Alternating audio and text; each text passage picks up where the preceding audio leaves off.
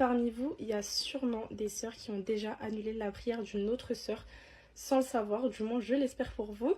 J'ai déjà été, entre guillemets, victime d'une sœur qui a annulé ma prière. J'ai déjà parlé avec des sœurs qui ont été victimes, encore une fois, de l'annulation de l'une de leurs prières par des sœurs. Donc aujourd'hui, Inch'Allah, on va voir ensemble pourquoi mes sœurs, vous pouvez annuler la prière de quelqu'un sans le savoir. Tout d'abord, je vais lire un hadith qui concerne plutôt mes frères fillah. D'après Abu al-Ju'aym, qu'Allah l'agrée, le prophète sallallahu alayhi wa sallam a dit: si celui qui passe devant une personne en train de prier savait ce qu'il y a contre lui, c'est-à-dire le péché qu'il est en train de commettre, ce qu'il y a contre lui, attendre 40 serait meilleur pour lui que de passer devant lui. Abu Nader nous dit que le prophète sallallahu alayhi wa sallam n'a pas mentionné si c'était 40 jours, 40 ans, 40 mois, donc on l'ignore, c'est juste 40. Et donc ce hadith est rapporté par Al-Bukhari dans son sahih numéro 510 et Muslim dans son sahih numéro 507. Donc ça c'est plutôt pour mes frères.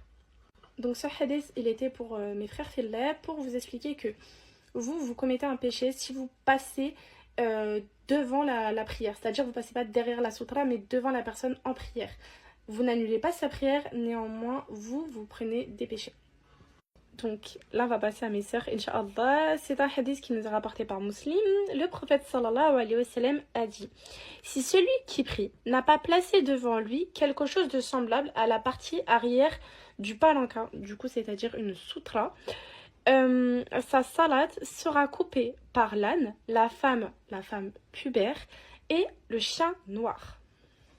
Donc là dans ce hadith, qu'est-ce qu'on comprend? On comprend que la femme peut annuler la prière d'une autre femme ou d'un homme si elle passe devant sa prière, si elle passe là où est-ce que la personne se prosterne, etc.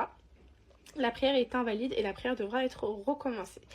Si la femme passe derrière la sutra, ou s'il n'y a pas de sutra, par exemple vous êtes à la mosquée, on considère que l'endroit où vous avez posé votre front lors du sujoud, lors de la prosternation, on considère que 30 à 40 cm plus loin, la femme peut passer sans que la prière soit invalide.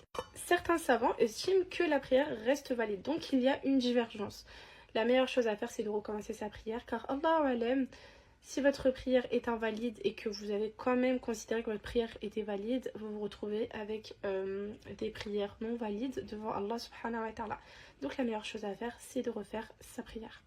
Donc voilà les filles, faites très attention à la mosquée, je le vois très souvent. J'ai vu des sœurs se chamailler pour ça et bon, c'est pas la meilleure chose à faire, encore moins à la mosquée.